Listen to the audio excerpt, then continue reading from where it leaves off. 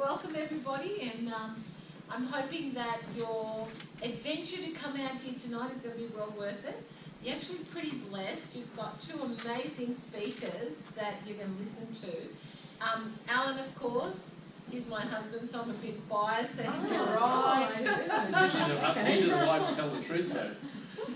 So for a long time, he's been studying.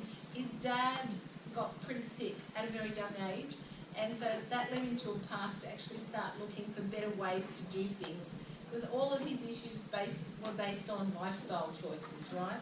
So Alan was determined, I'm not going down that path, and so I have been putting up for many years, do you know what that's going to do to you, Linda? And I've been going, yada, yada, yada, because you never listen to your husband, right?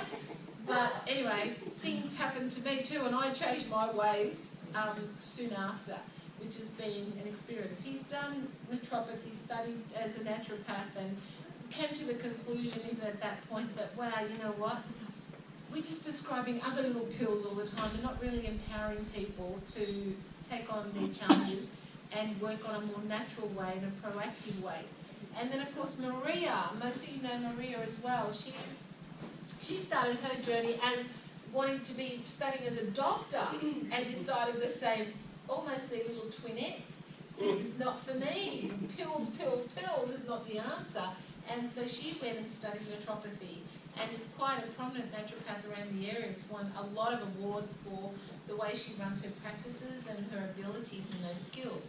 And so tonight, they're actually going to teach us a lot about these things. Now, I've heard of omega-3, 6, 9s, and I've gone, yeah, you know, how you because you're not really sure what they mean. So hopefully tonight, you're going to find out what they are. Now, the importance for that is that you are then able to make your own choices of whether you think something is good for you or not, rather than just relying on somebody else to tell you. And of course, Maria is going to tie all that up and how it actually impacts the functions of our body and why we need to have good omegas and understand them properly. So you're in for a treat tonight, and get ready, because there might be a little bit of a test coming. No, just checking. You never know with these two. They might pop up some questions and see how you go. So sit back, relax, and I'm going to hand it over to Alan first of all, so that he can share omegas to us. Thanks, Alan. Thanks, darling. I should have Give me 10. Yeah. Push-ups, that is. Shot one. Well, this is amazing. Who was here the other day? 1, 2, 3. Oh, you're gonna. I hope we can duplicate it, because I think we did pretty good the other day. No pressure. Well, I'm glad the rest of you are able to make it out tonight. Who in the room knows all there is to know about docosahexaenoic acid, docosahexaenoic acid, gamma-linolenic acid, stearidonic acid, docosahexaenoic acid, omega-3, omega-6, omega-9s, saturated fats, unsaturated fats, polyunsaturated fats, trans fat? Anyone? No. Oh, no, I don't know either. I'm going to put my hands down. Look, who is supposed to understand this? I'm on camera, so I can't use that four-letter word like truck. Yeah. That's a 5-letter word. Okay, 5-letter word. How are you supposed to understand that stuff? Did you know what I was just asking you to know? Now, not many people know this. There's one. There's another one. There's another one. What are these things? These are all fats. All those words I said to you before are all different ways to talk about fat.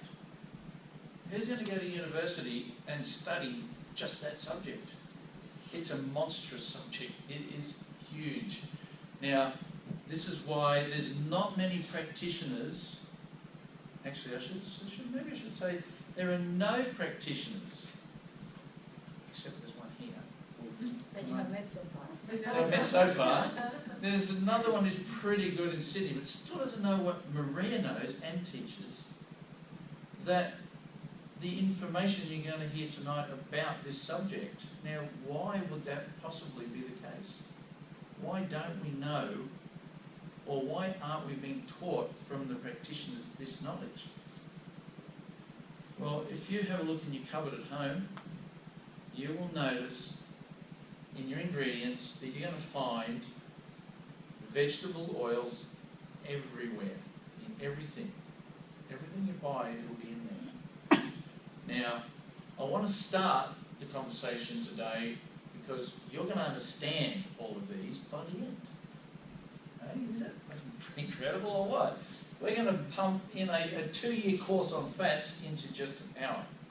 And you're going to understand this by the end. I'm going to be asking questions. You're going to go, no, I'm going to go, yeah, great, right, tick, tick, tick, tick. That's a big call, isn't it? Saturation. What does it mean if something is saturated? Just say you were saturated with water. What are you wet? You're wet. What if you had a little bit here that had a bit of plastic stuck to it and it wasn't wet, but you're still saturated? You are unsaturated. So there's a little piece that's not saturated. So now in fats, what we're talking about between saturated and unsaturated is this thing. Everything revolves around these things. Hydrogens. That's what we're talking about. So if you want to create a carbon chain, what's carbon look like?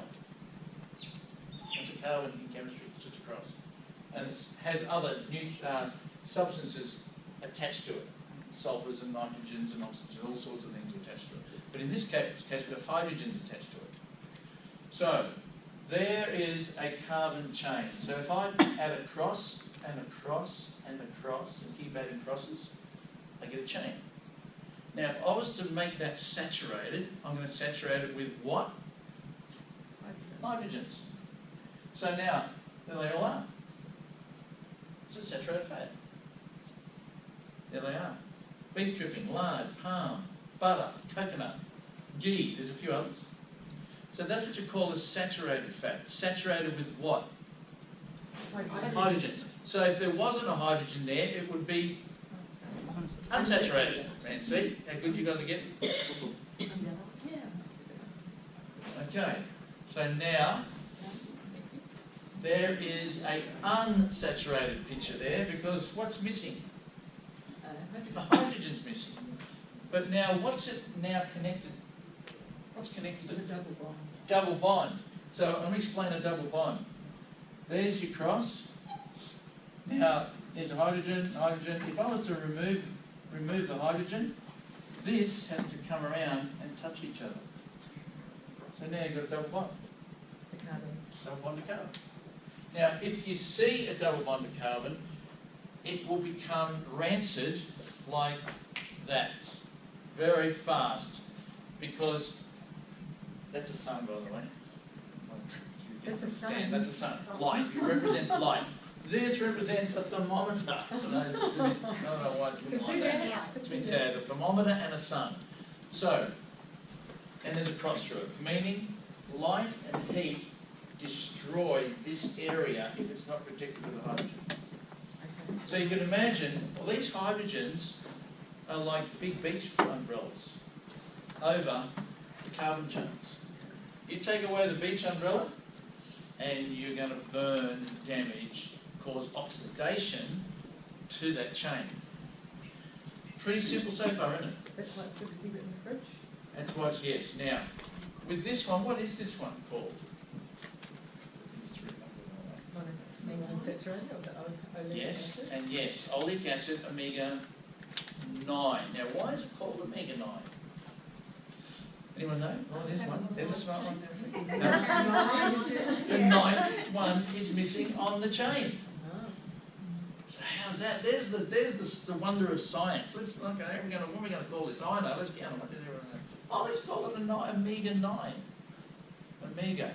And omega is the end of the Greek alphabet. So I still haven't worked that one out. I should have done that because the other night I'm thinking, okay, why did they call it omega?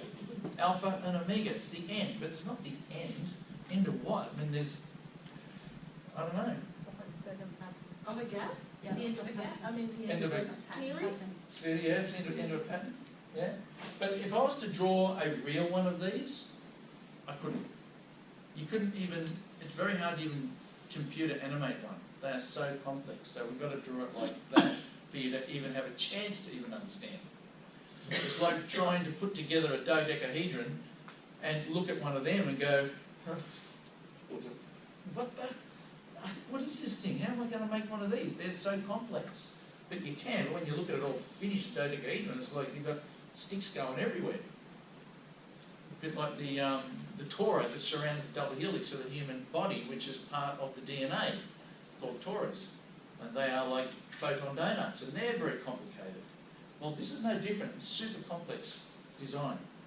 But now you know why it's called an omega-9, because the 9th position is missing on the hydrocarbon chain. And how long does it last in the fridge, or out of the fridge, or in a brown bottle? How long does olive oil last? 12 months. Yeah. It depends on how you keep it. It's got a long shelf life. And what's the temperature you can take olive oil to? Not much, not as much as you think. No. The safest temperature for olive oil is no hotter than boiling water. That's it. So if you're going to cook with the olive oil, and by the way, don't use it again once you have done that, because light and heat's going to destroy this hydrogen. So it's best to keep kept cool. It'll last longer. The minute you heat it, it's going to become rancid. Now, what's rancidity mean? Oxidation. What happens if you get a piece of steel? This was a piece of steel left it out in the weather, uncoated with anything. It's going to rust, and it's going to oxidate. Well, our bodies oxidate, our cells oxidate, if you're not careful, which is LDL cholesterol. You've got HDL and LDL. What is LDL in relation to HDL? It's oxidated HDL. The body oxidates it, makes it sticky. Purposely, it's got a reason. If you eat rancid olive oil, will that... It's going to cause more LDLs. inflammation in the body, which increases the arachidonic acid chain, which is pro-inflammatory, which is going to bring on heart disease, cholesterol, diabetes, you name it in the encyclopedia, inflammation, arthritis, all those sorts of issues. So you don't want to eat rancid oils. This one's a fairly safe one. The previous one is extremely safe. You can take that to any temperature and you can filter it and reuse it. In the old days, what they used to do with the lard and beef dripping, you just keep using it. Filter it, keep using it. Never goes rancid. Doesn't cause an issue. Don't have too much of it, but cooking in moderation, it doesn't have the issues that this oil would have if you did cook it and reheat it, because it's going to cause inflammation in the body. What's the mono mean? Oh, sorry, yeah, go back again. What's mono? Okay, what does the word mono mean? One. So there's one position missing. I'm glad you brought that up. One position missing on the hydrocarbon chain. So that's what a monounsaturated fat is. So monounsaturated fat, omega-9, oleic acid, is all the same thing. Okay? Okay, now, what's this word? What's that mean? Many. At least more than one. Yeah. So now, what is missing that's more than one from the previous one? Hydrogen. How many? There's another one missing. Now, what position is it missing? 6. What? 6? There's 6 positions missing. So what is it? It's an omega. See how clever you guys are? No? See, you're now getting the hang of this. It's not that difficult when you see it in the simplistic form like this. Now, what happens if you make this one warm? It's doubly more susceptible to light and heat as the previous one. How fast will this one go rancid? Twice as fast. Sorry? Twice as fast. Twice as fast. So it's extremely volatile to light and heat and gets damaged fast and becomes rancid fast. So there's all of those different oils that you can buy in all of your fruits, all of your purchased stuff from the shop is going to have usually a canola or a sunflower seed oil in it. That's Yeah. what they use it for cooking fish and chips. That's what they use in fish and chips. Very toxic. That's why you should have put the lard in. At least you don't have the toxicity. But I don't like getting lard either. But it's better than the vegetable oil. So if I was to get a walnut and a piece of steel, spring steel, and I put pressure on it there, and I pulled that up, and then twang, let it go, and it smashed on this, what comes out? Oil. Now, that oil that comes out is called cold pressed, yeah?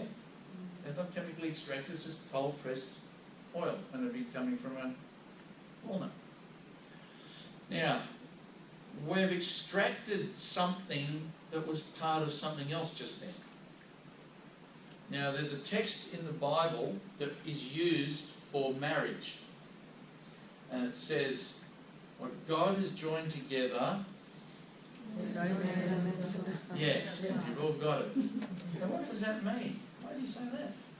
Well, with husband and wife, means once you join, two are joined, they become one. And you can't separate them. But if they do get separated, they don't become one and one, they become half and half. You lose something. There's only one-way street. So, when you distill an oil,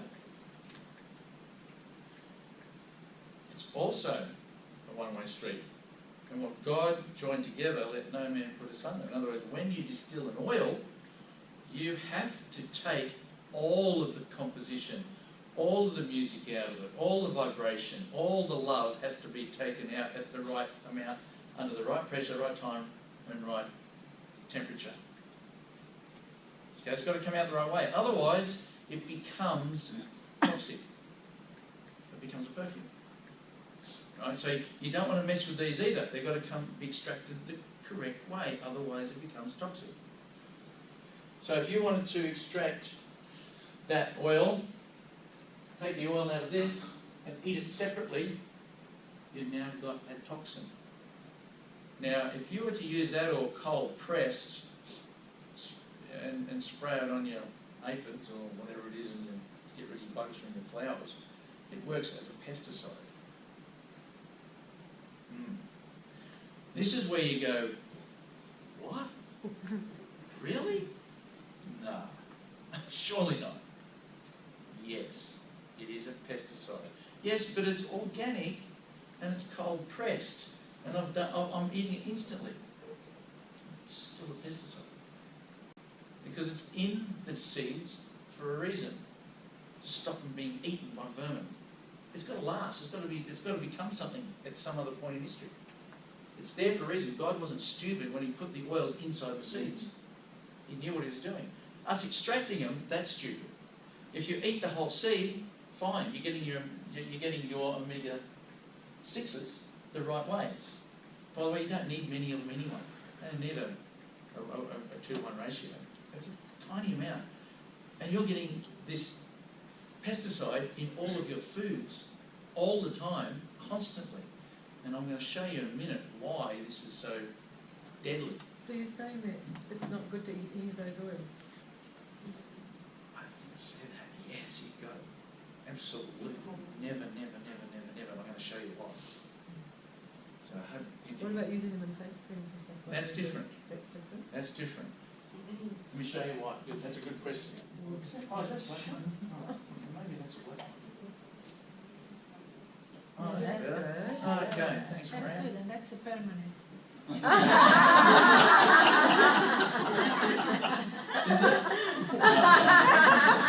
She had you worried. Good call. Permanent stuff, lemon oil. Yeah, Oh, that all yeah, gets yeah, on yeah. permanent. Okay, there's looking along the skin, and there's looking down at the skin, as an example. This looks like a fly string. Okay? So, if I was to drop a molecule of what they call 500 Dalton, that's a molecular size of molecule. So, a frankincense molecule could be a bit less than that, maybe down to 200 Dalton. The smell of petrol is about the same. It's underneath 500 Dalton. Anything that's volatile, your nail polish removers, your sodium lauryl sulfate in your shampoo, propylene glycol, triethanolamine, which is in water when you flush the toilet. It comes out of when you flush the toilet in city water, which is fresh water, by the way, but off gases. tetramethanes. They're also toxic. So all of these chemicals are small enough, smaller than this, which means they're like, oh, wrong one. That one. Straight through the fly screen. Drop it in, and you go straight through. Easy. Okay? So they are all the volatile chemicals that you are buying when you even walk down the supermarket aisle and you smell those washing detergents, the fragrances. They're all these things. Tiny. They're going to get into your bloodstream and into your fat Just cells. from smelling them. Just from smelling them. Goes through the olfactory straight into the brain. Energetically, it's very toxic. Any wonder people can't walk down the aisles if they're allergic to stuff, because that's basically an allergic reaction. Because the body can't handle anymore. So that's anything that has a smell. Any of your personal care products, and man, soaps and detergents, they are just the worst. Soap on taps, Earth. Who uses? No, don't put up your hand. Who knows that there's a product called Earth out there? Yeah. Everybody knows that one, right? Sounds natural. doesn't it? Sounds natural. Well, very volatile, and the tiny little chemicals that go into your bloodstream. You do not want them in your house. Don't even have the energy in your house with those things. Picture them. Don't even imagine them anymore in your house. Go home and throw them in the bin. Now, what if I was to put a vegetable oil on here? I'll drop a blob of vegetable oil. Is that going to go in? No. But what if I put a perfume, a synthetic lavender in it? Or not synthetic, but a lavender that you can buy organic and pure from a health food store or from another company. What happens? There it is there. Where is the lavender oil going to go? It's in that fat. It will go straight through. So this becomes a carrier for whatever's in it. Where's it going to end up? Bloodstream. So what happens in the body as we're getting older when these things are happening? What's the purpose of the body's reproductive system in the cells? They reproduce by vibration, by music, and the perfect cell reproduces another perfect cell. And they end up, one cell becomes two daughter cells. And if they're slightly altered, have you ever noticed a photo of yourself 20 years ago? Your nose is different. Your ears are different. Man, where's the hair? Changed colour. Stomach's different. Everything's different. So this is because we didn't have perfect copy.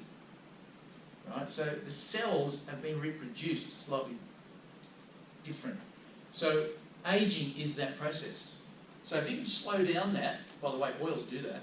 If you slow down that, you can age slower and you have better reproduction longer. And you can look younger longer if you can slow down that process.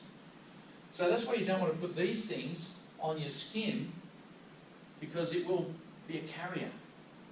But if we put Young Living's lavender on there, that's a good thing. You want that in your body. That's another subject for another night. Why the difference? There is a huge difference. But the vegetable fat still goes into your body. No. It doesn't go in No. at all. But how come it doesn't? It'll go down to maybe 1 or 2 layers. Out of it. It'll go down maybe 1 or 2 layers. Oh. But the blood stream is down here, and the hair follicles go down to here, and it doesn't get into the bloodstream. Right? Very different chemistry. But the minute you put a perfume or an oil or anything, whether it's pure or not pure, smaller than 500 Dalton, it will find its way into the bloodstream, which will cause toxic livers. Okay, super polyunsaturated fats. Man, that's just not poly, that's like on steroids, poly on steroids. That's eicosapentaenoic acid and decoshexanoic acid. That's a 20 carbon chain, 22 carbon chain in these fats. Now, where do you see them usually? No fish. I'm getting to margarines. So that's your fatty acid chain of fish, DHA and EPA. Now, lots and lots of positions missing on the carbon chains. So The more hydrogen's missing, the more fluid the membrane is. The less hydrogens, the more solid it is. Now remember your coconut oil in your lard, it's solid at room temperature because it's full of hydrogens. These guys, they're liquid, very liquid, extremely liquid. Now you get fish swimming in the Antarctic, they're full of this stuff, but they're still very nimble. Imagine a fish running on coconut oil in the Antarctic. Might freeze out. Let it go solid. Right? Again, my creator and your creator was very clever when he put certain oils in certain places around this world. Look at olive oil. Where's it grown? Mediterranean. It's a hot area. Right? So fish are living in a cold environment full of this sort of a fat. Now, our body's membrane, which Maria will talk about this shortly, the membrane is loaded with these fats. And the membrane has to stay like an ocean, staying fluid. Because what grows from the membrane, it's a bilayer, phospholipid layer of 2 layers of fat, and what grows out of them are tuning forks. Are you talking about cell membrane? The cell membrane. That'll have to be a talk for another day. It's the music of the cells using tuning forks to explain receptors like epinephrine and serotonin and melatonin and insulin and vitamin A, D, riboflavin, niacin, all of those, every single one has its own tuning fork that receives the song from the endocrine system or from the nourishment out of the food. Every single one communicates via music. I'll leave that for another day. I might bring that one in at some point. But there it is. These are long-chain fatty acids. These are omega watts. How many is there? What's the first one missing? Omega-3s. So the third one, hydrogen missing, is omega-3. Super, super sensitive to light and heat. How fast do they go rancid? Instantly. How's the only way you can keep them from going rancid? Essential oils. Cold. Yes, but that's not the answer I wanted at this point in time. Very good. But the other way would be Cold. freeze them. Guess what the temperature is to stabilise them? Anyone ever heard of the word Kelvin? Yeah. 275 or something degrees below zero? 274? Oh, thank you. I was one out. That's not bad. Your camping fridge doesn't go down that low. Neither does your home fridge. So it's not going to happen. So you've got to be very careful with these oils because they're going to go rancid fast. Now here's the answer to what you said before. This is your trans fatty acids. Now, we believe these are really nasty, don't we? Yep. The worst of the worst. Well, guess what?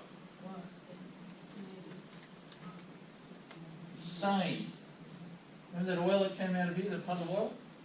Same. Stop being tricked. Well, it's the same That as is walnut oil. just as bad as that walnut oil. Really? It's that's a pesticide. This is a Tupperware lid.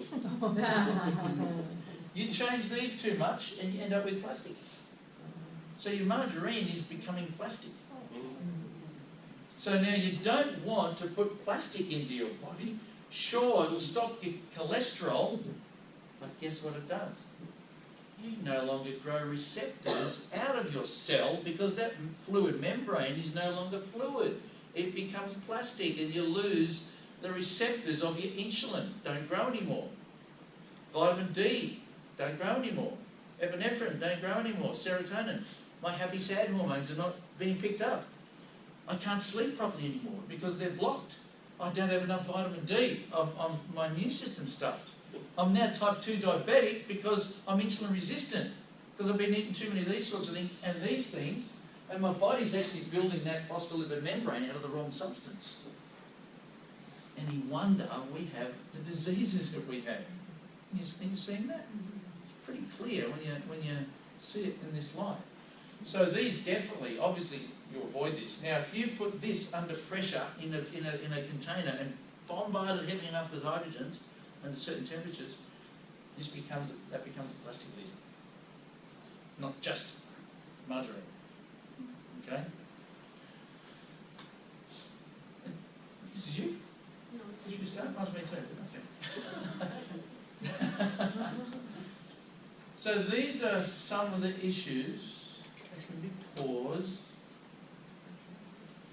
by vegetable oils, not just trans fats.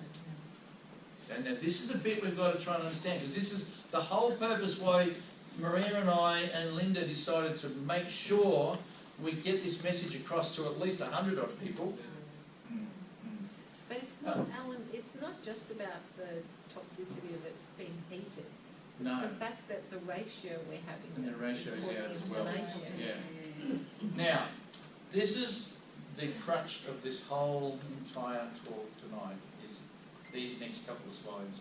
This is what I really hope and pray we get into your mind, cemented so strongly that you make a decision when you go out to eat and when you buy things. Because if we don't start doing something about this by saying no, guess what's going to keep happening? What happened with the celiac and the people who got problems with wheat allergies? They kept saying, I'm allergic, I'm allergic, I'm allergic. Now you've got restaurants that cater for people that have got these issues. This is 20 years behind, right? This subject's 20 years behind the wheat issue, because this is a major cause of tumour growth, as you're about to see. You ready for it? How many of you probably read it already? Polyunsaturated fats are what? Are greatly what? What does that mean? Suppress the immune system.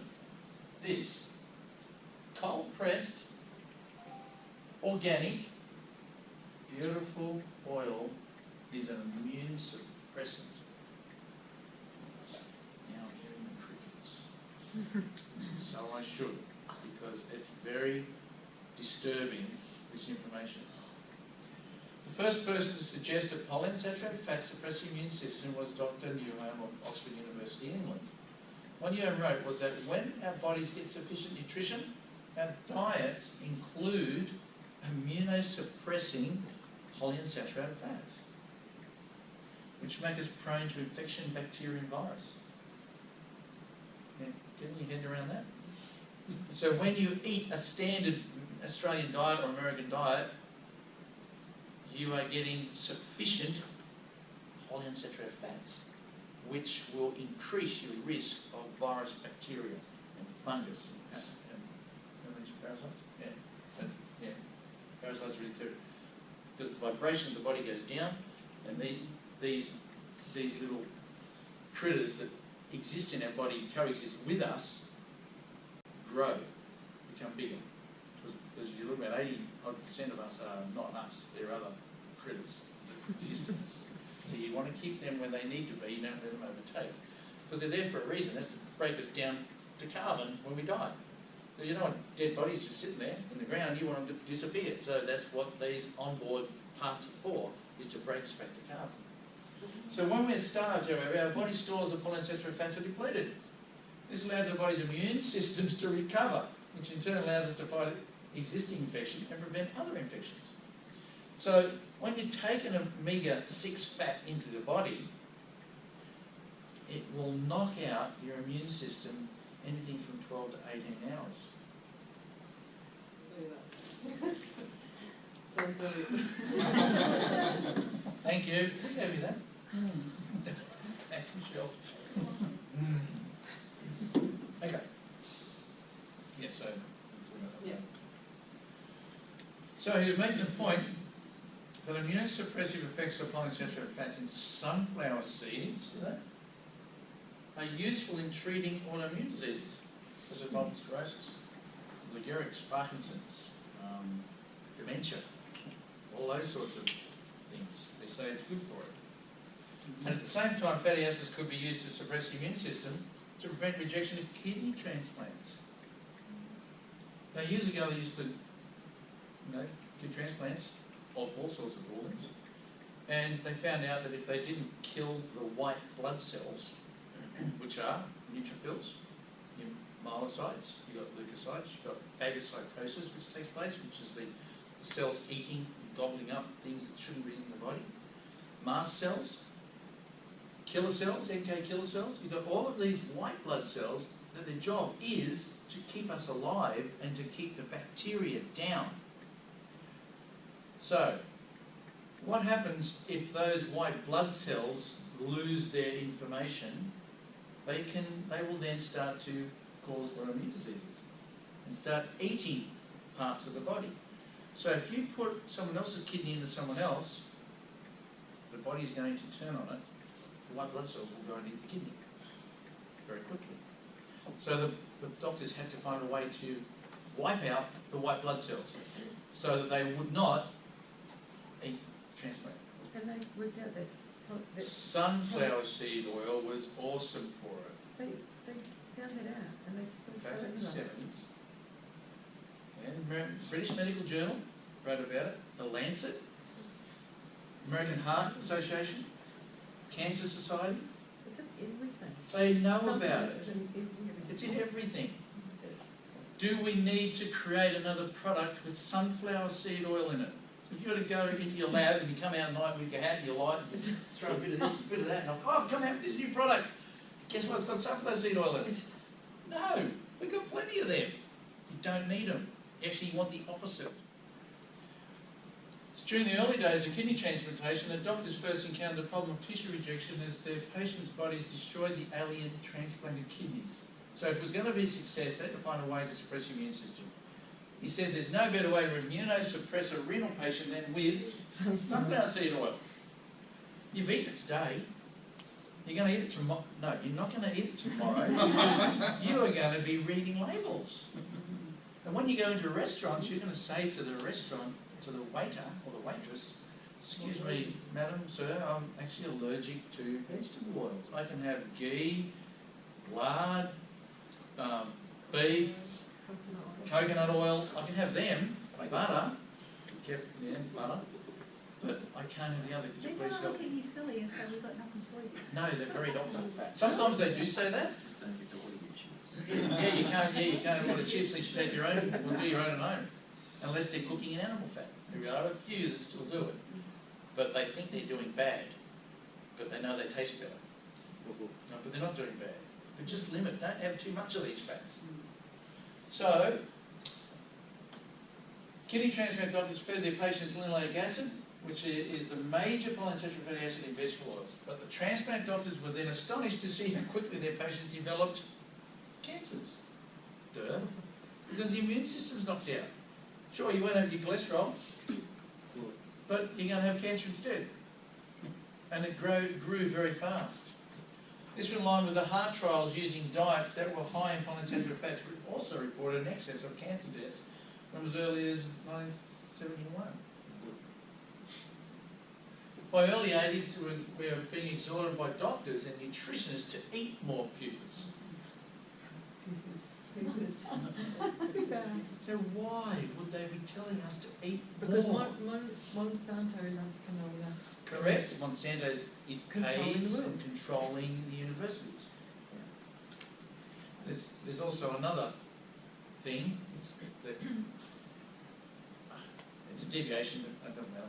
I can blot it out if you tell me to take it out later. I've got control of the camera. What's the other deviation? In America, there's these huge big stones, huge big things, and they're called the Georgia Guidestones. Anyone heard of them? George what? Georgia Guidestones. Write it down, Google it. Oh, I keep taking that one off. You've got to have a look at this stuff. Is this?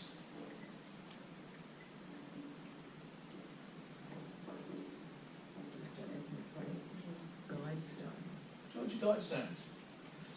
They're the 10 commandments of our smart leaders of this world. They have 10 commandments. Not the 10 commandments we were given by our Creator.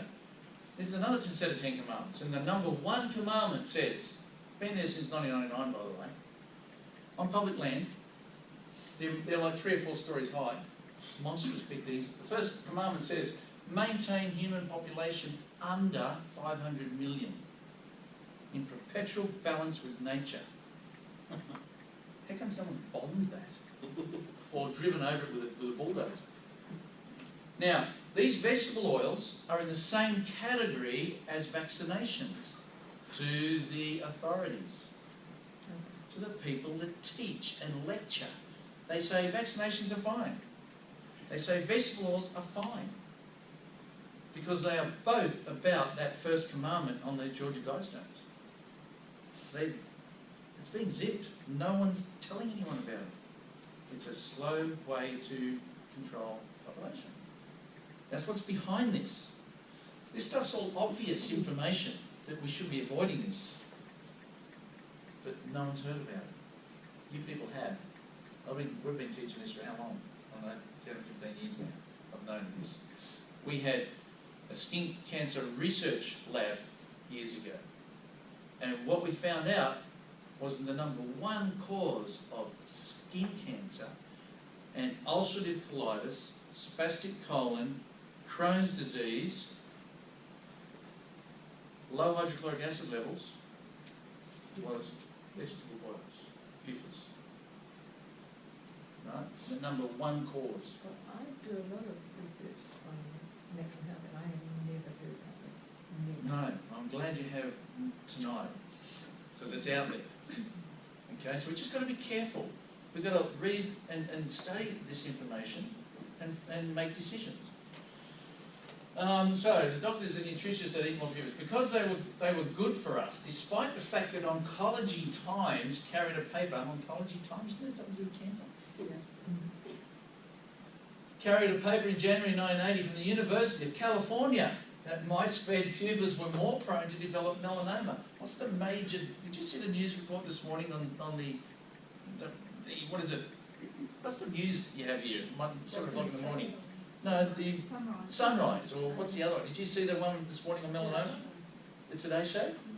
Okay, they had like 20 minutes talking about melanomas and basal cell carcinomas and solar keratosis. Like, they had an interview with it. And I'm going, man, this is such rubbish, dangerous information because we know how to stop it. They said nothing about it. It was a 20-minute interview on national television about melanomas. These guys know one of the reasons. It wasn't mentioned anything about it. And what's their answer? Put on sunblock. Yeah, that's their answer. And the sunblock causes cancer. You know what the best sunblock is? This is the best sunblock. Start using it. What is it? Melrose. No. Ah. Roll on.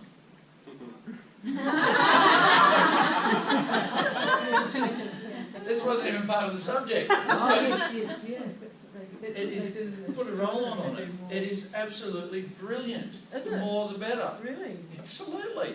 The trouble is, if you've got a chemical on your face, you could end up looking like Quasimodo. Because you get stripes from the sun. Yeah, or you'll froth up and you'll end up with bumps and all sorts of pains and flared skin and all sorts of stuff, Right, so because you- oils hate chemicals. Right. So that means stop using soap. Stop using more soap with perfumes in it, yeah. Yeah. Yeah, but use your living soaps, because they've got real oils in it. Because you know, remember this subject here, you get the proper chemicals in the right composition. If it does get in your body, it doesn't actually cause an issue because they react to chemicals. They eat chemicals, eat petrochemicals. And I can rub this stuff on the skin constantly, and it only ever helps. But someone else who's used to doing makeup and stuff, I know you probably know, Thanks. they're going to end up having pain and heat and all sorts of what looks like an allergy. It's not an allergy. It's the body eating, sorry, it's the oils eating the chemicals that are in those deep layers of the skin tissue. They can be there they can actually be there for years, because what happens, even though the cells slough off, your body reproduces the wrong copy. So some of those cells can actually act like viruses, reproducing the mistake. But also, can I say something?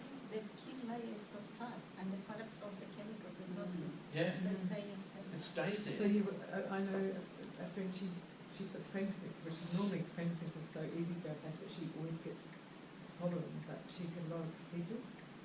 And How long will that last for? If they cut out all the toxins I will Well- talk about that later when I talk about Okay, alcohol. cool. Example, I used deodorant all my life. I stopped using deodorant, started using olive oils under my arms. I had 20 lymph nodes come up under each arm. It's so painful. Yeah, 7 years it took me. Oh. What? 7 years. To stop the lymph nodes from The reacting. lymph nodes kept reacting for 7 years. Yeah, geranium, lavender, Well, I think even frankincense. I think even the Young Living deodorant can do that to some people. Yeah, that's why I had to swap to the toothpaste, because the toothpaste didn't do it. Mm. And it was the only thing I could use for years. Now I can put anything under my arms.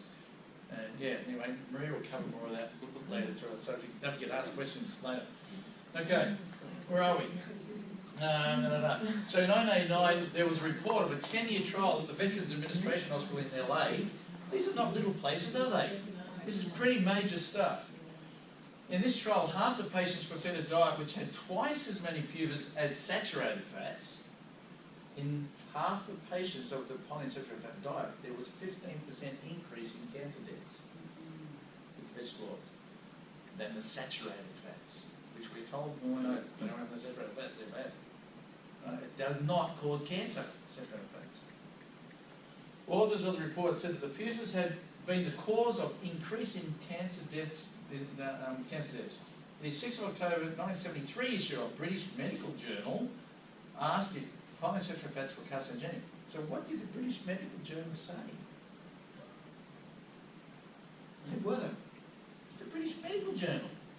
They know this is the case. This is not out for guessing or maybe.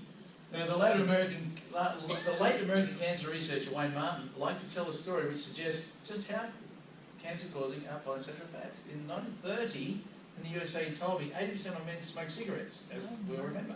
The tar content of cigarettes was much higher than it is today. The death rate at the time from the lung cancer was very low. Right. In 1955, doctors decided that polyunsaturated fats were beneficial in terms of heart disease protection. Some of the more colourful parts of this congregation was going to remember that time. Yeah? To eat more of these because it was better for you. There's another trans fats. Yeah, and they were talking about the trans fats. Yeah. Yeah, margarine. Stuff like Yeah, that. that's what you eat, Which we margarine. thought was the bad. That's right, yeah, they're better for you.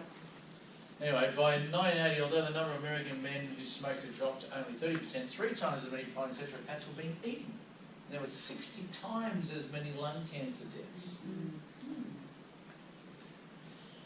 In 1990, Martin called Newham Oxford University office. By then, Newham had retired. Martin spoke to his successor to find out they were still treating autoimmune diseases with pupils. By then, they were using fish oil. Why were they using fish oil? The more unsaturated the fish oil, the faster it suppresses the immune system. Interesting. The Oxford doctor said the reason for the fish oil was the degree of immunosuppression increased with the degree of unsaturation, and fish oil was much more unsaturated than sunflower oil. Martin asked the doctor why they were not talking about pupils causing cancer. The doctor replied, if he did, he'd be run out of Oxford. Why don't you shut up, zip it. So, with a high intake of margarine and cooking oils, therefore, a tumour may grow too rapidly for the weakened immune system to cope, thus increasing our risk of cancer. And the same, of course, goes for infectious diseases. How many people go to bed at night and they wake up in the morning and they're sick? Oh crap, I can't go to work today. I feel it was all right the night before. They possibly had a pizza with vegetable oils, or they had a feed of fish and chips, or they've had too much bread with vegetable oils in it. They've been out for a restaurant meal, they've been out to a counter lunch, blah, blah, blah. They might have been on an aeroplane and got aeroplane food. Because you can't eat aeroplane food, you've got to order a fruit platter. Yeah. Otherwise you get it. There's some of the research. So you might say, well, isn't this research now, it's now 2000, coming up to 2020, isn't this research, wouldn't it have maybe changed? And they've learnt more by now? Well, you've only got to look at the chemistry of these oils, and we know through chemistry that the higher the unsaturation, the faster it becomes rancid. And we know that you can't eat rancid oils and get away with it for very long, because it starts to change your DNA. It starts to stop you from reproducing good copies. How much of the brain's fat? So 80% of the cerebral cortex needs these fats. Who's a fathead?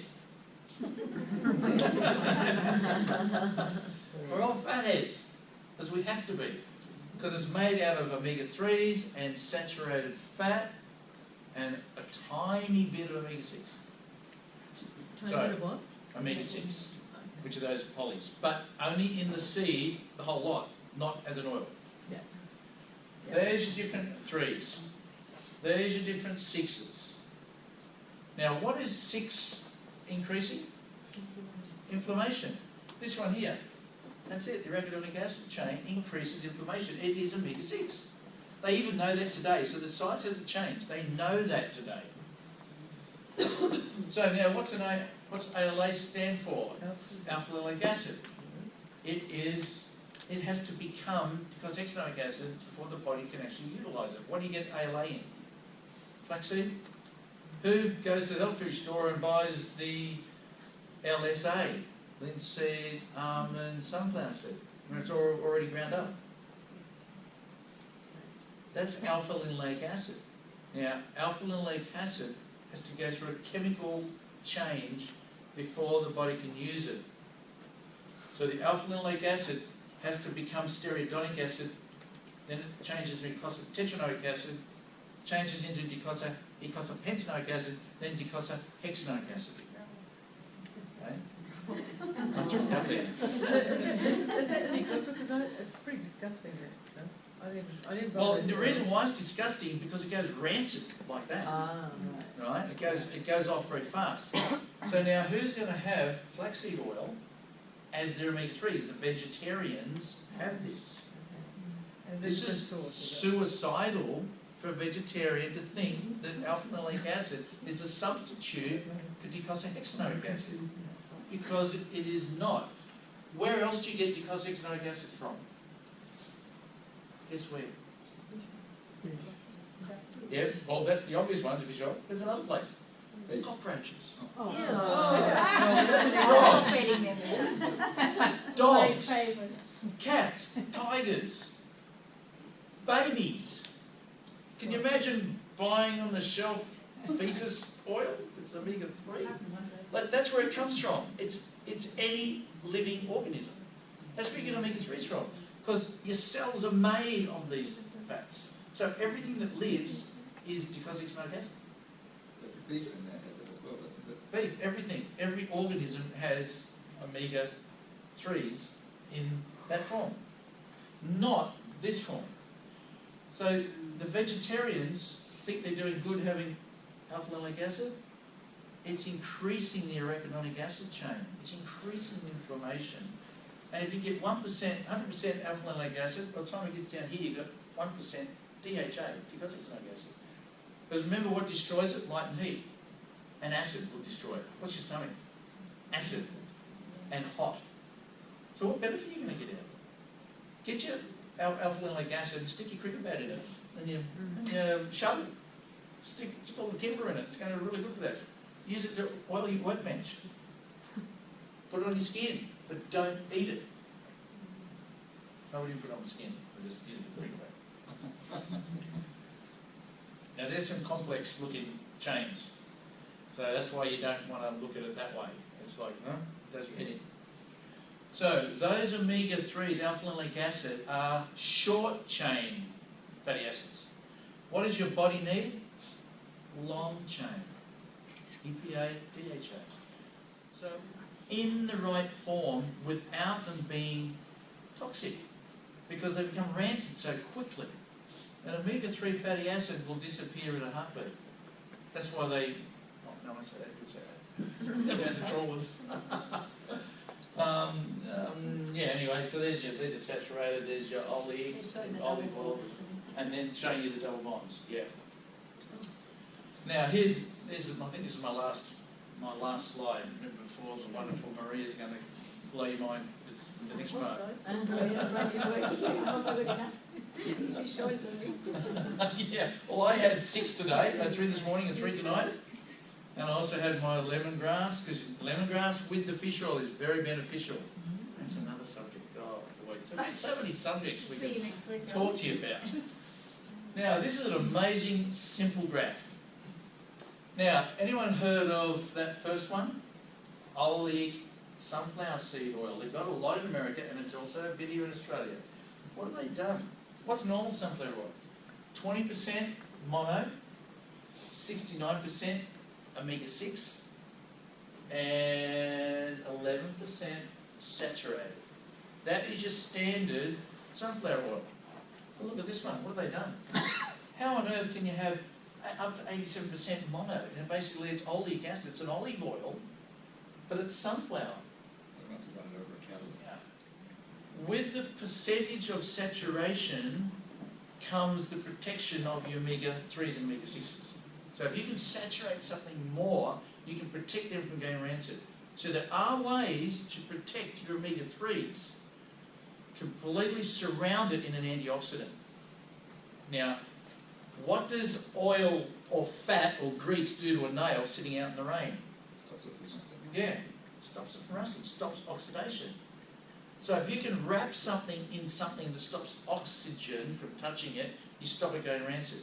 So look at this, coconut. Look at the saturation. There's your monos, and there's your omega-6s. Tiny bits. This completely engulfs that and protects it, stops it going rancid. That's why you've still got these omegas in saturated fats, but only tiny amounts. So the amount of saturation is there to protect these omegas. Look at the next one. There's the sunflower, 78, but look at the saturation. Tiny, it's not going to help it. Here, butterfat, 66, palm and beef tallow, lard. Now, even at this, it's still less than half, but it's still enough to protect the polyunsaturated fat and omega-6 from going rancid even when you're cooking it. So there are ways to protect your omegas, and it's with saturation, or find a way to stop it from rusting. So high antioxidants. So fat isn't an antioxidant, but it acts like an antioxidant because it surrounds it to stop it from oxidating. So it's not an antioxidant itself, it's a protector. So Like I'm really grease on a upset nail. about this. Sorry? I'm really upset about this. This belief that we've had in olive oil for so long. Well, it's still, no, but it still is the best out of the omegas. Yeah. Still is the best out of omegas. Yeah, the Europeans have been eating it, and Yeah, French that's- have it. But don't heat Yeah, it. so it's the, Just don't heat it. so just don't heat it. Don't take it past boiling. The problem is Yeah. when you heat it. So if you're going to cook eggs, do like Linda's mum's Greek. Okay, they always used to boil, make their eggs and stir fry their eggs, but they do it in olive oil, and it would never bubble. It'd only be the temperature of water, because you can just keep warm your olive oil up and it'll still cook an egg, and it tastes nicer. And you can fry your chips in warm olive oil. It doesn't have to be hot. If you have a non-stick pan, you don't live Well, yeah. Do we want We'll a put it in the non-stick oven. pan? But then you've got a problem with the non-stick, yeah. Well, Well, here's the problem. Hang on, here's another thing. Now, you've got butter, okay? Now, there is some good news here, by the way, and I'll sit down after this. And Maria's going to tell you You're good using news. up too much time. Hurry up. I'm 4 minutes over. Sorry, I got to sit down. Butter. What happens when you go and buy organic milk? Where's it come from? An organic dairy. Now, what do the dairy cows eat when they're being milked? No, they lock them in their thing and they eat grain. But when they pull the lever, the grain comes down and dust comes up. So they have to suppress the dust by law. It's an OH&S issue. So guess what they put in the feed by law? Canola. Poofer. Perfume. You call it a poofer? So, but remember, these polyunsaturated fats or the canola is organic.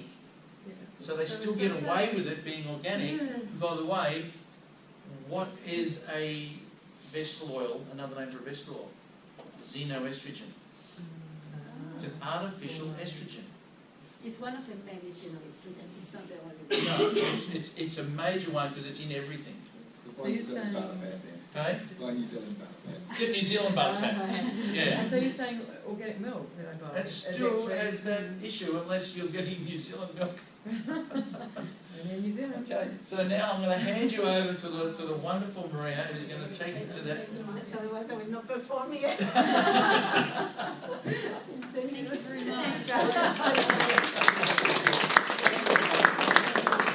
Okay, all right, so let's do a 2-minute summary here.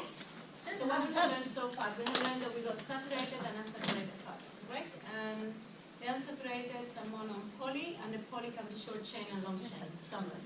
The saturated fat, what is the most important saturated fat that we know?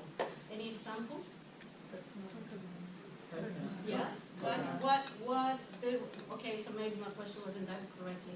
What do saturated fats represent? When you come to visit me or you talk to the doctor? Energy and So fats, yeah, okay. So when the body stores fats, you And warmth. use it to store energy and sometimes to store chemicals. So that's one thing. But the second thing is, what is the most representative, not name of a fat, but what is that we normally say when you eat a lot of animal fat, you get a diet high in cholesterol. So what I always want you to remember is that saturated fats normally people related to cholesterol. And where do you find high level of cholesterol?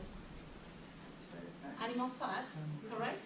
Red meat, and eggs, and dairy products, and some peanut, well, not some peanuts, but even in cashews, so, and coconut oil.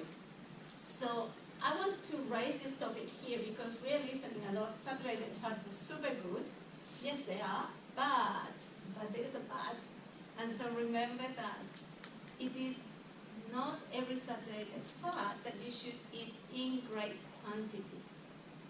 And you need to know when to use them. So saturated fat, they definitely got the tick compared to the unsaturated that will get rancid quickly, unless they are blended with something else. But in saying that, you need to be extremely careful because what tends to happen if you eat a lot of saturated fat, mainly cholesterol, from animal products, in a large quantity, you are going to end up with a fatty liver. And if you end up with a fatty liver, you're going to damage your ability to break down toxins. So even if the unsaturated fats that they're not good and we need to break them down and dispose, we're not going to have that ability. And even to deal with estrogens. So it's super important, remember, everything with a boundary. So when I have a person that comes with is very high in cholesterol, what do I tend to say? Cut dairy products, especially cheese and butter, and the fat of red meat. We still need cholesterol for what? Hormones. For Hormones. hormone production. Our steroid hormones, so sex hormones, and the beautiful hormones that come out of the adrenals at the aging of the body. But we also need cholesterol for signaling, for skin membranes, for molecular membrane, for the structure inside the organelles inside the cells, So, that they're going to control our functions, production of energy. So cholesterol is essential. And hence, what do I normally say? Stick to eggs if you can have eggs. So don't cut completely the cholesterol. So back to the saturated fats. They're important and they're better, but needs to be taken with care as well. So coconut oil is definitely the best option out of animal fat and animal products in terms of saturated fat. And now especially because milk products and animals have been eating contaminated sources of food, full of xenoestrogens as well, pesticides, all this stuff. So I want you to understand it's super important because I see a lot of sick people in the clinic with high level of cholesterol, and the only thing that I normally say, cut your cheese, chocolate ice creams, and normally the cholesterol will tend to come down. Okay? And peanuts. All right. So the next point is, so those are the saturated. Now, unsaturated, we also call them the fatty acids or essential fatty acids. So what does it mean? Essential means that we need them for survival. That is something that the body cannot produce, but keep our biological bodies in action. And why? Because they make this. Okay. So they make our beautiful membrane. Cell membrane, body membranes, whatever membranes we have got, they are made with omegas. And as Alan talked before, we have got the omega-3s, and we got this bilayer of a double head and a center tail. This component here attracts water, this component here rejects water. Here we got the omega-6s. And have a look at the ratios in between the omega-6s with the omega-3s. And so we are going to have a ratio of 2 to 1, and that is super important. What happens is we have too much omega-6. As I was talking before, we are going to have inflammation. Our bodies are going to start destroying itself. And so the ratio is important because in nature we have that ratio in our bodies. So, what else we have here? Cell membrane. Yeah, no, that's fine. So what I'm going to show you here is that when Alan was saying the fluidity, so why is this so important? Our shape depends on the quantity and the quality of the fats we have here. We also have got a molecule of cholesterol that I think is in the next one, isn't it, Alan? So we have got cholesterol. It's a bit blurry, but I hope you can all see. So the fact that the cholesterol is there is to attract fat-soluble nutrients into the cell. So the cell membrane acts as a barrier to protect, to keep the shape, to control what is inside, but also to allow absorption. And we are going to attract fluids into, so water-soluble molecules and fat-soluble.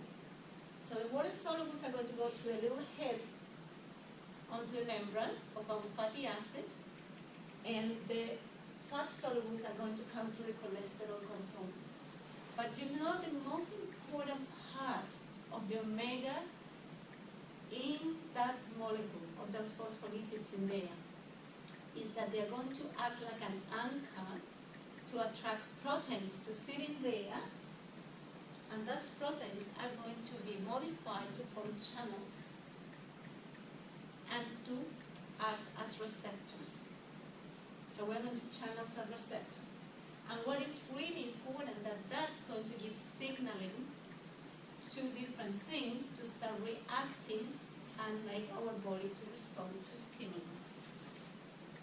So is that clear, or is it too complex, or you're falling asleep?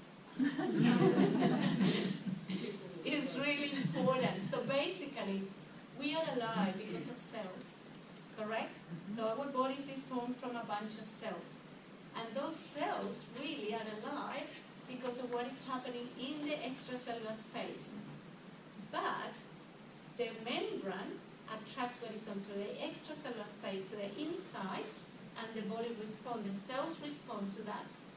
But the most important action that happens in the cell is the mitochondria. Have you heard about the mitochondria? Yeah. Everybody heard about that?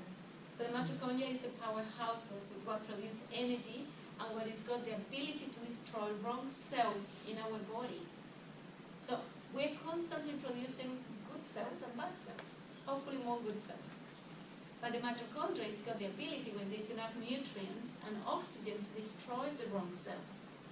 But if we're not having enough oxygen and enough nutrients coming through this membrane, we're not going to have that ability to destroy wrong cells.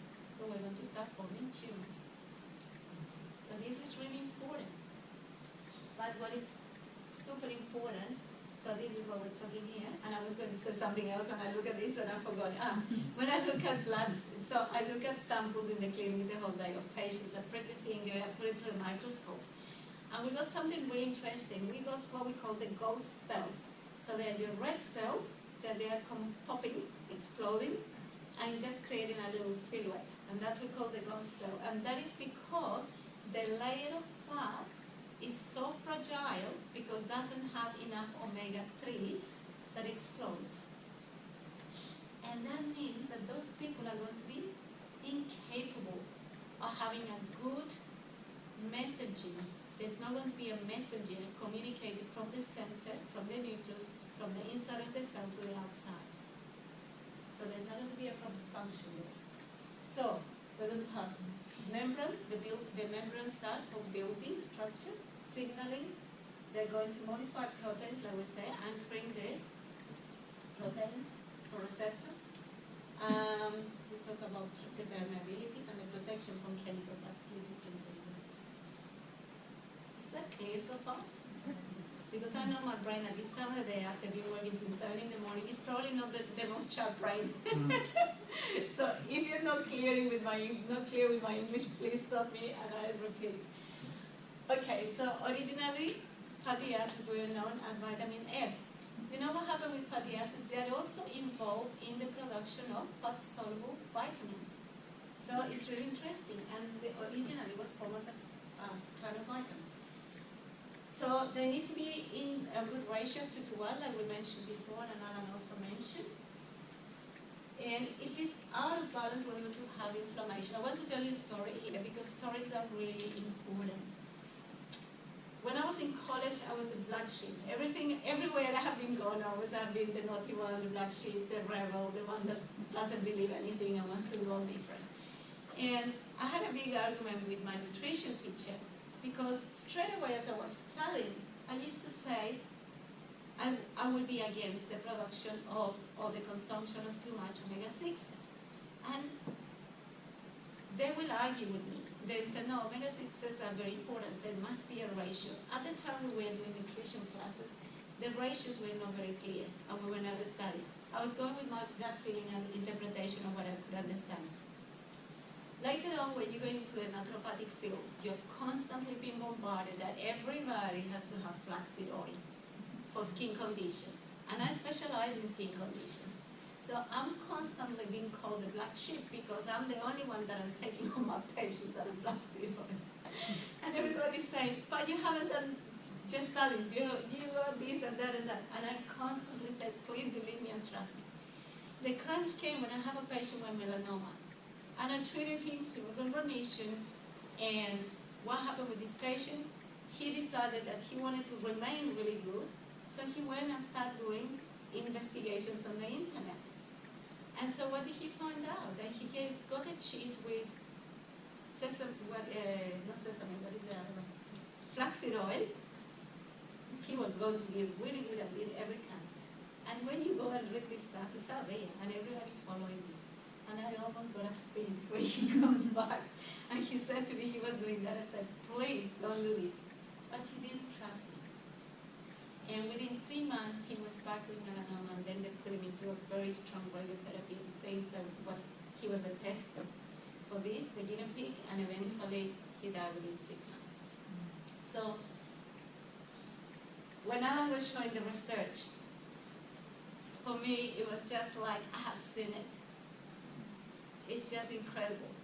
So even if you don't believe, trust me, I have seen it.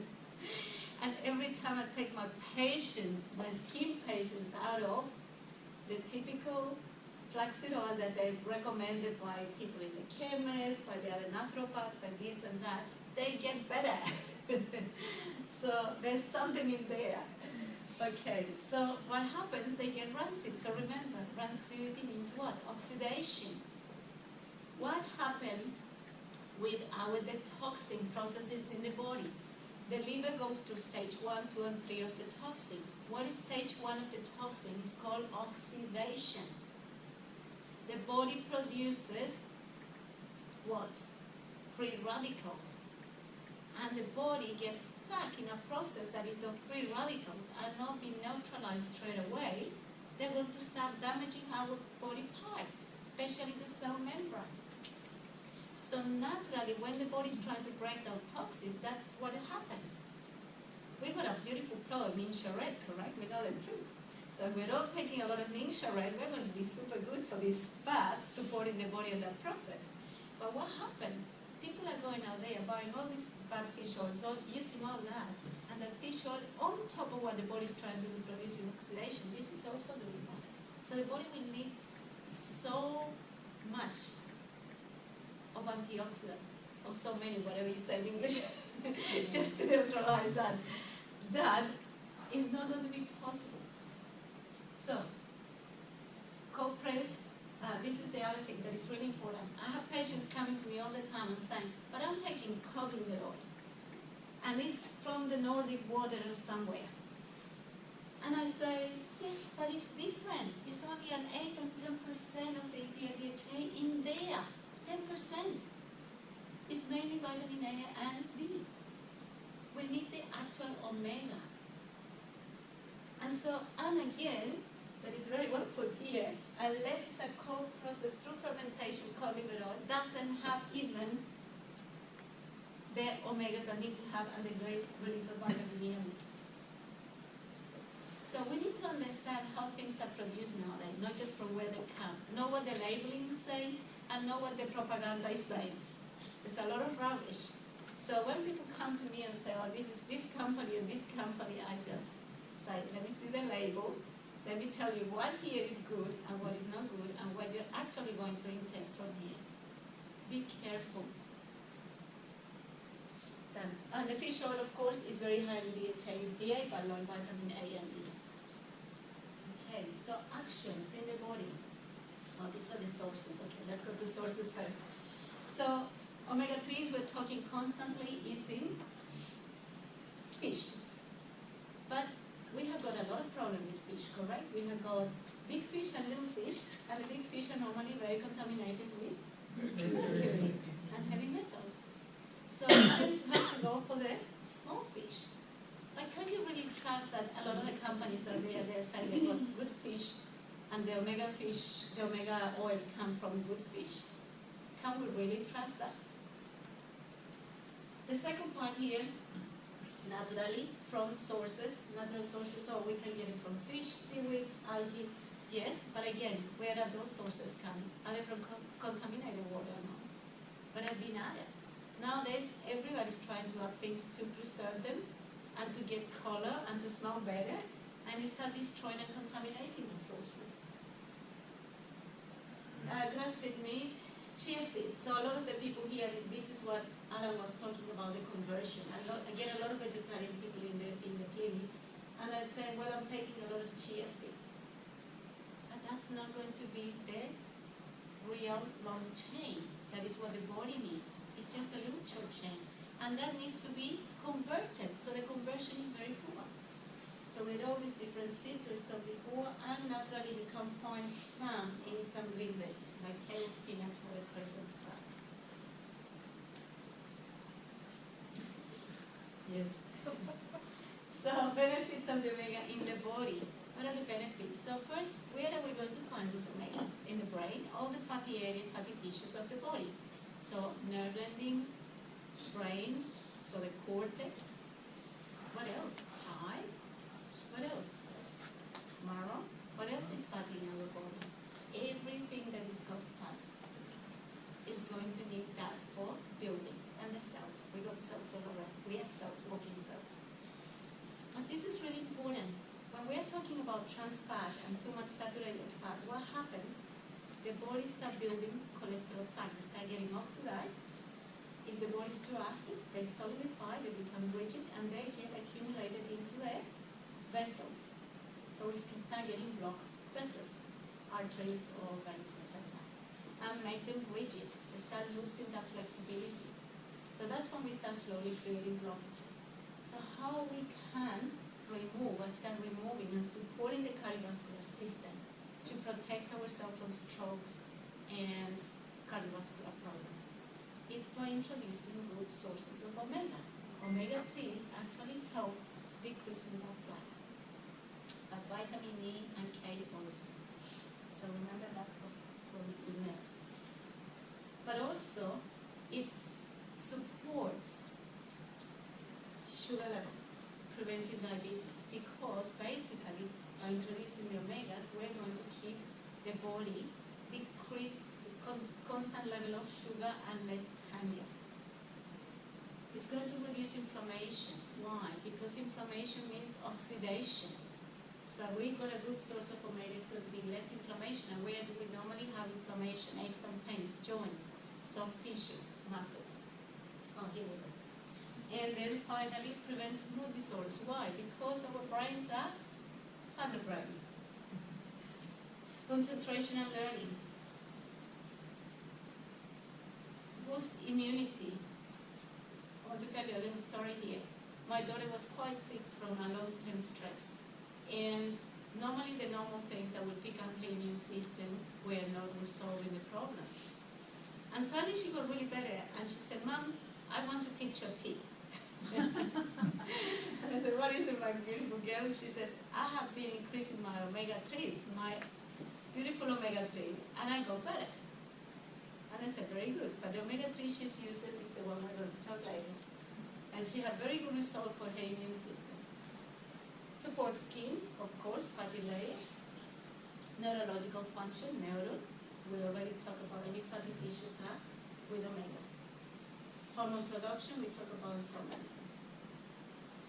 But be aware, these beautiful omegas are being used in a lot of natural source food and contaminated. So they have been added to peanut butter, baby food, cereals, protein powders, even eggs. We were talking with other people about it. Soy milk, yogurt, bread, flour, everything. There's an egg that's got omega-3. Some Yeah. of them, yeah. How do they do it? Feed it. Feed the chicken. Yeah. Dumb idea. Yeah. Everything now is being trying to patent and increase, because when you patent something, what are you going to do? You're going to create inflammation in your system. And what happened by creating inflammation? What are you really doing? You're increasing estrogen levels. And estrogen levels, because of the synergistic we were talking before, estrogen levels, what do? One estrogen level will produce a fat cell, and a fat cell will produce more estrogen. And each fat cell will attract 9 molecules of water. So what would tend to happen is they...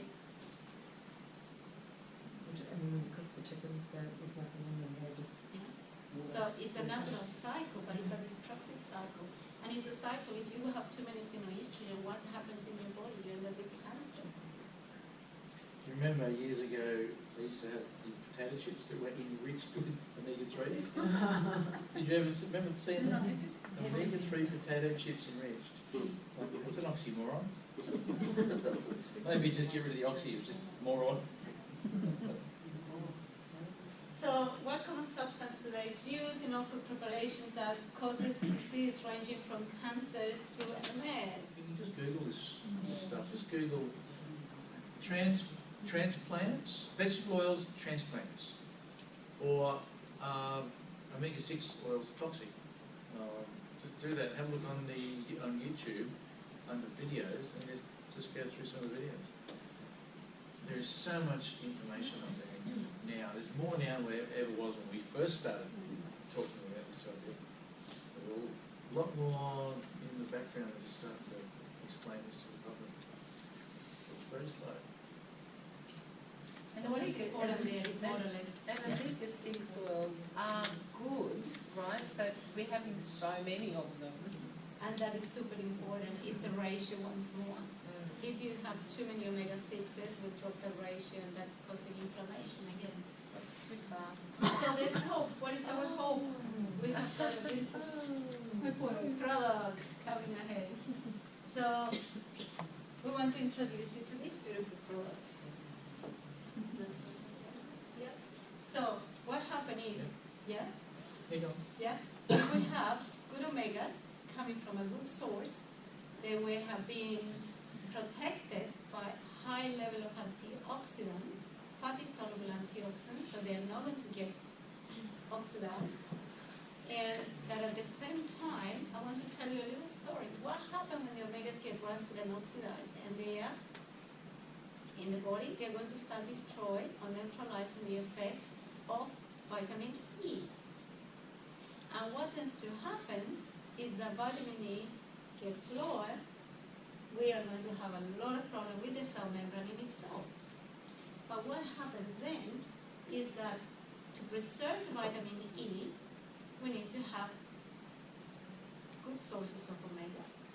And to have the good stable sources of omega, we need to have something high in antioxidant. So what do we know that is fat soluble, high in antioxidant? Essential oils. And then what is important for that protection to happen? We need to have high level of vitamin D. For vitamin D to be absorbed and act, we need to have a receptor, and that receptor works based on high level of CoQ10. So CoQ10 naturally helps with cardiovascular conditions, energy production in the mitochondria, and with age decreases. People taking medication decreases. Vegetarian people don't have it because it comes from animals. Naturally source of CoQ10 is animal. So what tends to happen is there's someone very clever that put this formula that is very high in clove, German chamomile, spearmint essential oil. On top of that, it's got the CoQ10, and it's got vitamin D, that we all know vitamin D for what? Calcium absorption and bones, immune system, works as a hormone. It's important, very important hormone. And omega-3 fatty acids. So here we go. But what is more important, vitamin E here comes from a rice natural blend. And what is important, because most of the sources of vitamin E out there, they are synthetic. And they don't come from a natural source where they are all blended together in the original form. And we find them in the form of tococalciferol. But we got tocotrienol as well. And when the tococalciferol and trienol add together, they are a very powerful form of action of vitamin E. And omega-3 is got that. The antioxidant value of, let me just write I that. think it's in the next Yeah, slide. no, we took it out. Ah. Because it had a mistake in the, Okay, so you talk about that one. yeah, I was just waiting for that. yeah, Okay. we took it out because it had that wrong Number. amount on it, and it was very Okay. confusing. Clove. Oh, actually, first off, ORIC. ORIC scale stands for oxygen radical absorbing capacity. It's a measurement of how high something is as an antioxidant. So, what they found, as we was talking about before, was the omega-3s. Remember what happens when there's hydrogen missing? You've got to have something like an umbrella over it to protect it. But if you look at all the omega-3s out there in the market, one particular, oh no, I won't mention names, but there's basically all of them. Some of them have nothing in there to protect those hydrogens. Some of them have something, usually it's one form of tocotrienol, which is your one part of your vitamin E to protect the fish oil from going rancid. They have that in vitamin E. You've seen that vitamin E in fish oils. Now, vitamin E on the ORIC is 135,000. That's its figure on that ORIC scale. That's how high the antioxidant value is. Now, if you look at let's go from memory now. If you look at a cucumber is about 120 on the ORIC scale. Right? Vitamin C is 189,000. Now, what's the problem? What's the difference between vitamin E, right, you know what it is, and vitamin C? What's the difference between those two? A major difference. And water soluble and fat soluble. You can't use a water soluble vitamin to protect the fish oil. It's not going to work. You can use oil soluble one. But they found that this is actually quite low. What's another fruit that you find very high? Blueberries? I think from blueberries are memory they're pretty about high. 12,000 or 15,000. The berries, all your berries are somewhere around there. The wolfberry is, Isn't that 25,000? 30, depends which book you read, I think it's 30,000 on the Well, ORIC I scale. think blueberries is about 2,500. Yeah, they're a lot lower. Yeah, these are the highest. But again, you can't put wolfberries in with it because how are you going to put it in with with your fish oil. Not going to work. That's the only one that the world puts in their fish oils. 135,000. And we know how good vitamin C is as an antioxidant. So what if we had something higher that was oil soluble? What could that possibly be? What's the origin of this?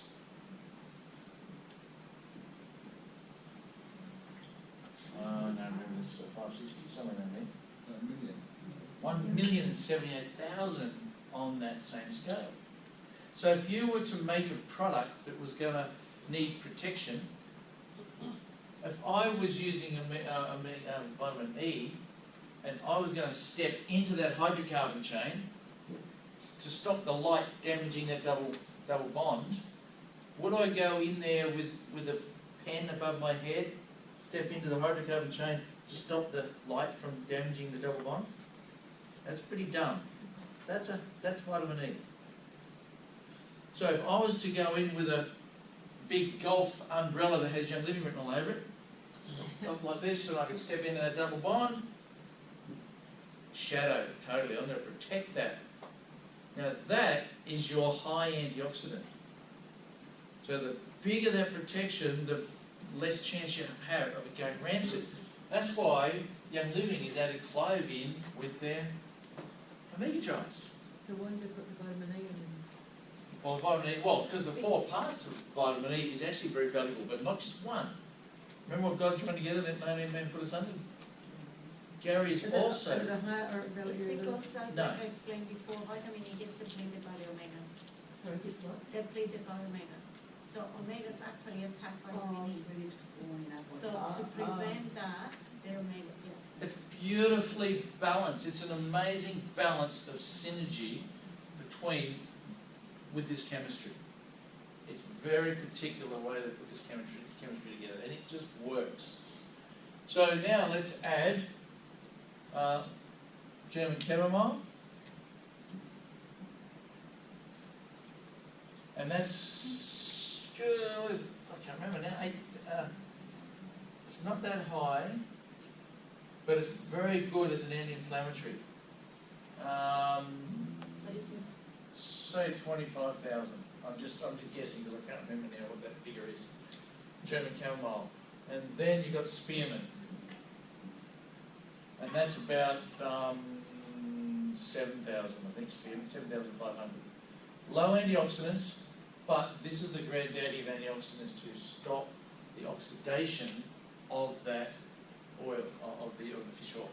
This is very hormone balancing, and this is very anti-inflammatory, plus the antifungal, and anti-spread. also works on the detoxification pathway of liver and gallbladder. Yeah. And that is Yeah. super important. So you put all this stuff together, and you've got an amazing bang of non-rancid omegas. Seriously, you can't beat it. People that have issues with their brain, this is number one. People are depressed. This is the Osteoporosis. And The osteoporosis, research have been showing. arthritis. Yeah. Balances. It's an amazing balance. And the TGA's approved it with those oils in it. So we can actually tell you that that's what it does. And the dosage, the ideal dosage for a chronic condition is 6 twice a day. If you want to have a maintenance because things are under control and you want to prevent the excess of oxidative stress in your body, it's 2 twice a day. But really, that's when things are good. But if you're considering weight loss, if you're having osteopenia, osteoporosis, you're fighting any chronic condition from Something like 5, you need 6. yeah, definite, and any chronic conditions. And I could Stress. name Stress. Stress. I take 6. He doesn't not have enough wrong with I stress. take 6 twice a day, that. Yeah, so do I. especially No, because I'm 3 flying. twice a day. Why do you take it twice So a when day? you're Morning and night. What, do you no, take no, it- I never take it at night, Alan. I always have it. CoQ10 And it can make you stay awake. And Be it doesn't careful. do it. So Doesn't when do you- it. Not for you, watch out. So when do you take your twice a day then? Afternoon normally, or weekends, In the morning, even with a meal? lunchtime, Okay, yeah, or without meal. Doesn't matter. Doesn't matter. Yeah. And Yeah, so you doesn't matter. saying just those, because they're quite tiny capsules, They're that's enough? very small. That's enough. I normally double when I'm flying, because when you're flying, you're exposed to radiation, to petrochemical fumes, to a lot of the rubbish. So that's especially when you're going to have to protect the body. The children? For children, you can have, yeah, depending on the age, less quantity of So course. 2 to 5? Yeah, if the child cannot really swallow, you need to open the capsule. Yeah, but I wouldn't do a 2-year-old probably 1 twice a day. Yeah, unless it's got already a chronic condition. So And when I say both that, mothers I want see a to- lot of children that come from the farming areas with cancer, liver cancers, and yes, you can do that. You can increase the dosage. Yeah? So it's really important when you're looking at what you're treating. So what about depression? How many do you Oh, take? 6 twice a day, definitely. So that's it for Maria. So thank you So so thank much, you. Maria. And now this question. Do you want to ask some questions? Yeah, we've No, got I don't want to ask them questions, I mean, but they can ask us questions. I'm going to talk flat, so I don't know how long we've got, but